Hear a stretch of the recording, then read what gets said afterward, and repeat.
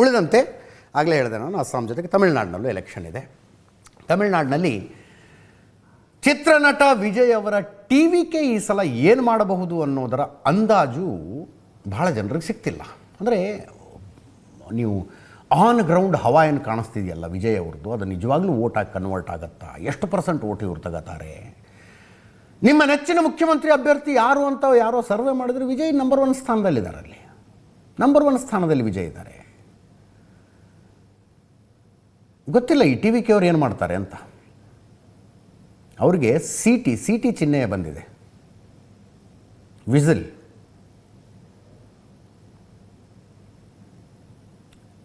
ಈ ಪಕ್ಷದ ವಿಷಯದಲ್ಲಿ, ಎಸ್ಪೆಷಲಿ ವಿಜಯ್ ವಿಷಯದಲ್ಲಿ ಒಂದು ಪ್ಯೂರ್ಲಿ ಅನ್ವಾಂಟೆಡ್ ಸ್ಟೇಟ್ಮೆಂಟನ್ನು ಬಿ ಜೆ ಪಿ ರಾಜ್ಯಾಧ್ಯಕ್ಷರು ಕೊಟ್ಟರು.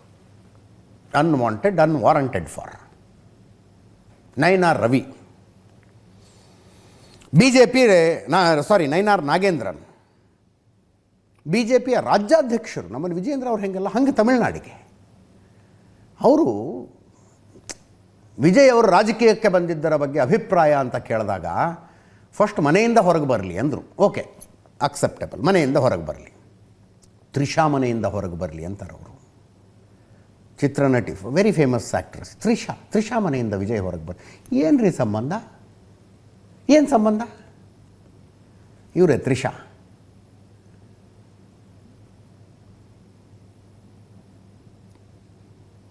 ರಾಜಕೀಯ ಈ ಲೆವೆಲ್ಗೆ ಇಳಿಬಾರ್ದು. ನಯನಾರ್ ನಾಗೇಂದ್ರನ್ ಹಾಗೆ ಮಾತನಾಡಬಾರ್ದಾಗಿತ್ತು. ಈ ವಿಷಯದಲ್ಲಿ ಭಿನ್ನಾಭಿಪ್ರಾಯ ಇಲ್ಲ. ಆದರೆ ಅಣ್ಣಾಮಲೆಯವರು ಇನ್ನೊಂದು ಟ್ವಿಸ್ಟ್ ಕೊಡ್ತಾರೆ ನೋಡಿ. 2024 ಡಿಸೆಂಬರ್ 12 ಗೋವಾದಲ್ಲಿ ನಟಿ ಕೀರ್ತಿ ಸುರೇಶ್ ಮತ್ತು ಆಂಥೋನಿ ತೊಟ್ಟಿಲ್ ಅವರ ಮದುವೆ ಇತ್ತು.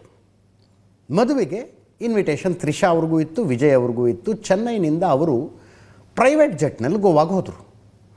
ಅವರು ಪ್ರೈವೇಟ್ ಜೆಟ್ನಲ್ಲಿ ಹೋಗ್ತಾ ಇರುವಾಗ ಏರ್ಪೋರ್ಟಿಗೆ ಬರ್ತಾರಲ್ಲ ಫಾರ್ಮಾಲಿಟಿಗಳನ್ನು ಮುಗಿಸೋದಕ್ಕೆ, ಅದನ್ನು ಮಾಡ್ತಾ ಇರುವಾಗ ಅವ್ರದ್ದು ವಿಡಿಯೋ ಮಾಡ್ತಾರೆ ಯಾರು, ಇಬ್ಬರು ಒಟ್ಟಿಗೆ ಒಂದೇ ಫ್ಲೈಟಲ್ಲಿ ಹೋದರು ಅನ್ನೋ ಥರದ್ದು.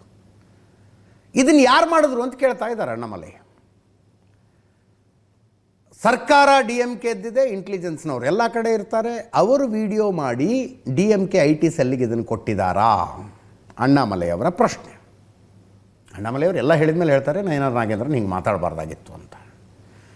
ವಿಜಯ್ ಅವರಿಗೆ 1999ರಲ್ಲಿ ಸಂಗೀತ ಅನ್ನುವವರ ಜೊತೆಗೆ ಮದುವೆ ಆಗಿದೆ, ಇಬ್ಬರು ಮಕ್ಕಳಿದ್ದಾರೆ.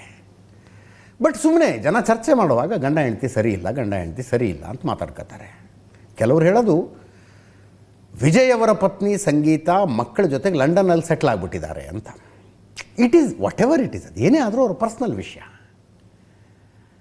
ಈ ತ್ರಿಷಾ ಅವ್ರಿಗೂ ವಿಜಯ್ ಅವ್ರಿಗೂ ಅವರಿಬ್ಬರು ಡೇಟ್ ಮಾಡ್ತಾರೆ. ಈ ಸಿನಿಮಾದಲ್ಲಿ ಚಿತ್ರರಂಗದಲ್ಲಿ ಇಂಥ ವಿಷಯಗಳು ಭಯಂಕರ ಬೇಗ ಚರ್ಚೆಗೆ ಬಂದುಬಿಡ್ತವೆ. ಅವರಿಬ್ಬರು ಡೇಟ್ ಮಾಡ್ತಾರೆ ಅಂತ ತುಂಬ ಹಿಂದಿನಿಂದನೂ ಚರ್ಚೆ ಇದೆ. 2005ರಲ್ಲಿ ಐ ಥಿಂಕ್ ಇವರೊಂದು ಸಿನಿಮಾ ಮಾಡ್ತಾರೆ.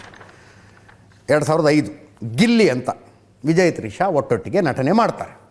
ಆ ಸಿನಿಮಾದಲ್ಲಿ ಒಟ್ಟಿಗೆ ಆ್ಯಕ್ಟ್ ಮಾಡಿದ ನಂತರ ಇಬ್ಬರ ಬಗ್ಗೆ ತುಂಬ ರೂಮರ್ಗಳು ಹರಿದಾಡೋದಕ್ಕೆ ಶುರುವಾಗ್ತವೆ. ಅದಾದ ಮೇಲೆ 20 ವರ್ಷ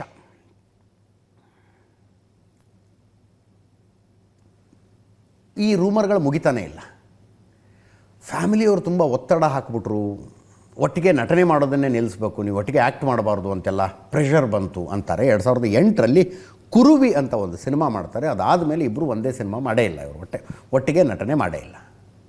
ಕುರುವಿ ಅದಾದಮೇಲೆ 2023ರಲ್ಲಿ ಲಿಯೋ ಅನ್ನೋ ಸಿನಿಮಾದಲ್ಲಿ ಒಟ್ಟಿಗೆ ನಟನೆ ಮಾಡ್ತಾರೆ. 2008ರಿಂದ 2023 ತನಕ ತ್ರಿಷಾ ಮತ್ತು ವಿಜಯ್ ಒಟ್ಟೊಟ್ಟಿಗೆ ಆ್ಯಕ್ಟಿಂಗೇ ಮಾಡಲಿಲ್ಲ, ಫ್ಯಾಮಿಲಿಯವರ ಪ್ರೆಷರ್ಗೆ ಅಂತಾರೆ. ಮತ್ತೆ ಹೇಳ್ತಾ ಇದ್ದೀನಿ, whatever it is there personal thing. ರಾಜಕಾರಣಕ್ಕೂ ಇದಕ್ಕೂ ಏನು ಸಂಬಂಧ? ರಾಜಕೀಯವಾಗಿ ವಾಗ್ದಾಳಿ ನಡೆಸಬೇಕು ಅಂದರೆ ತಮಿಳುನಾಡಿನ ಅಭಿವೃದ್ಧಿ ಬಗ್ಗೆ ಇರುವಂಥ ಅವರ ದೃಷ್ಟಿಕೋನ ಏನು ಮಾಡಬೇಕು ಅಂದ್ಕೊಂಡಿದ್ದಾರೆ, ಚರ್ಚೆ ಮಾಡಿರಿ. ಅದನ್ನು ಮನೆಯಿಂದ ಹೊರಗೆ ಬರಲಿ, ತ್ರಿಷಾ ಅವರ ಮನೆಯಿಂದ ಹೊರಗೆ ಬರಲಿ. ಕನಿಮೋಳಿ DMK ಸಂಸದೆ ಅವರು ಕೂಡ ರಾಜಕೀಯದಲ್ಲಿ ತೊಡಗಿರುವ ವ್ಯಕ್ತಿಯ ವೈಯಕ್ತಿಕ ಜೀವನ ಸಾರ್ವಜನಿಕ ಕ್ಷೇತ್ರದಲ್ಲಿ ಟೀಕೆ ಮಾಡುವುದು ಅಸಂಸ್ಕೃತವಾದಂಥದ್ದು. ರಾಜಕೀಯದೊಂದಿಗೆ ಯಾವುದೇ ಸಂಬಂಧವಿಲ್ಲದ ಮಹಿಳೆ ಅವರ ಘನತೆ ಗೌರವ ಕುಗ್ಗಿಸುವ ರೀತಿಯಲ್ಲಿ ಮಾತಾಡಬಾರ್ದು. BJP ಮಹಿಳಾ ನಾಯಕರು ಇದನ್ನು ಖಂಡಿಸದೇ ಇರುವುದು ಅನ್ಯಾಯ ಅಂತ ಹೇಳಿದ್ರು. ಅಫ್ಕೋರ್ಸ್ ಎಲ್ಲರೂ ಖಂಡನೆ ಮಾಡಬೇಕು. ಭಗಿನಿಯರೇ ಅಂತ ಮಾತು ಶುರು ಮಾಡ್ತಾರೆ BJP ಅವರು ಮಾತಾಡುವಾಗ. ಈ ಒಬ್ಬ ಭಗಿನಿಯ ಬಗ್ಗೆ ಹಿಂಗೆ ಮಾತನಾಡ್ಬಿಟ್ರೆ, ಎಲೆಕ್ಷನ್ ಬರ್ತಾ ಇದೆಯಲ್ಲ, ಏನು ಮಾಡಿದ್ರು ನಡೆಯುತ್ತೆ. ಅಮಿತ್ ಶಾ ಅವರು ಪುದುಚೇರಿಯಲ್ಲಿ ಪ್ರಚಾರ ಮಾಡ್ತಾಯಿದ್ರು. ಇವತ್ತು ಪಕ್ಕದ ಕೇಂದ್ರಾಡಳಿತ ಪ್ರದೇಶ ಪುದುಚೇರಿ, ಪಾಂಡಿಚೇರಿ ಅಂದರೆ ಭಾಳ ಜನರಿಗೆ ಗೊತ್ತಾಗುತ್ತೆ. ಪುದುಚೇರಿ ಪ್ರಚಾರ ಮಾಡ್ತಾಯಿದ್ರು. DMK ಕಾಂಗ್ರೆಸ್ ವಿರುದ್ಧ ನೇರ ವಾಗ್ದಾಳಿ ಮಾಡಿದ್ರು. ತಮಿಳುನಾಡಿನಲ್ಲಿ ಆ ಸರ್ಕಾರವನ್ನು ಕಿತ್ತೆಸೀರಿ ಅಂತ. ಅಮಿತ್ ಶಾ ಅವರ ಭಾಷಣದಲ್ಲಿ ಪುಲ್ವಾಮಾ ದಾಳಿ, ಆಪರೇಷನ್ ಸಿಂಧೂರಗಳೆಲ್ಲ ಬಂದು ಹೋದವು. ಕೇಳಿಸ್ಕೊಳ್ಳಿ ಒಮ್ಮೆ. पहले विश्व की सबसे पुरानी भाषाओं में से एक ऐसी तमिल भाषा में मैं आपसे बात नहीं कर पा रहा हूं, इसलिए आपसे क्षमा प्रार्थना करता हूं। आज ये विशाल सभा करने का दो उद्देश्य है।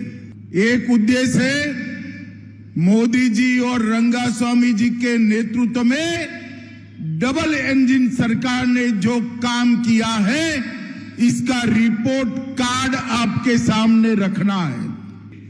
आज के ही दिन 2019 में पुलवामा हमले में हमारे 40 CRPF के जवान शहीद हो गए थे। मैं सबसे पहले हमारे वो 40 बहादुर जवान जिन्होंने देश के लिए शहादत दी, वो सभी को मनपूर्वक श्रद्धांजलि देना चाहता हूं। भाइयों बहनों, कांग्रेस के जमाने में आए दिन पाकिस्तानी आतंकवादी हमारे जवानों पर हमला करते थे, और ये जो हमला करने की परंपरा को कांग्रेस ने रूटीन बना दिया था, और इस पर देश के प्रधानमंत्री, गृह मंत्री, रक्षा मंत्री कोई रिएक्शन तक नहीं आता था। मगर मोदी जी ने एक नई परंपरा की। 19 में पुलवामा में हमला किया, इसका जवाब एयर स्ट्राइक कर पाकिस्तान के घर में घुसकर आतंकवादियों का खात्मा कर दिया।